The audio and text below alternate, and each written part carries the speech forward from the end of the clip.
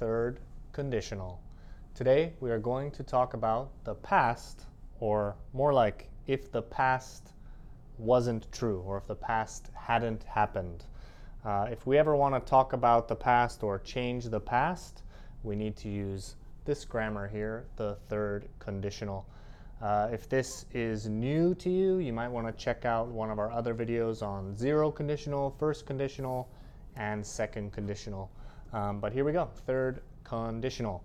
Most important thing, we're talking about the hypothetical past. If the past was not true, right? Hypothetically. Of course, we can't change the past. It's not possible. So this is, of course, we're talking about something that is unreal, unlikely, or impossible because we can't change yesterday.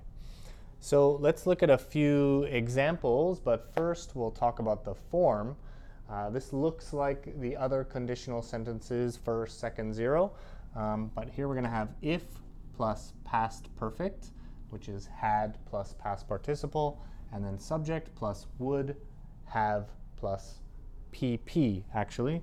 So there's one mistake. Even native speakers make mistakes, so don't worry about that.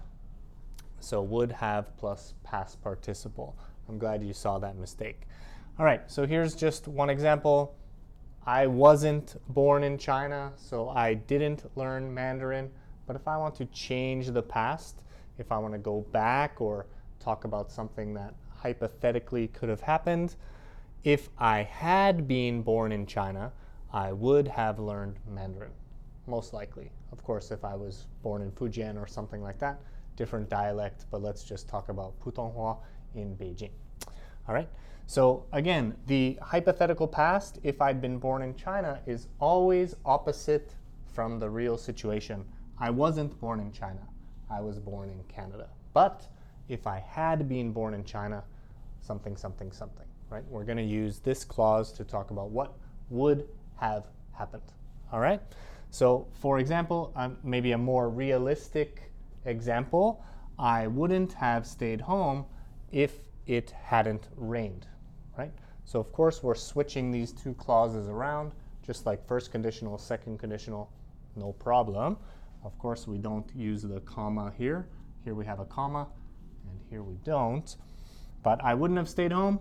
I stayed home. This is the real situation. Why did I stay home? Because it rained. If it hadn't rained, I wouldn't have stayed home. So we're always working on the opposite. The hypothetical past, which is the third conditional, is always opposite from the real situation. I stayed home, but I wouldn't have stayed home if it hadn't rained. It rained, I stayed home, I watched Netflix, and relaxed. Okay, and last thing, we have all been in this situation. I have failed some tests before. It's not the teacher's fault. It's not the test's fault. Probably my fault. So if I had studied more, I didn't study, I would have passed the test.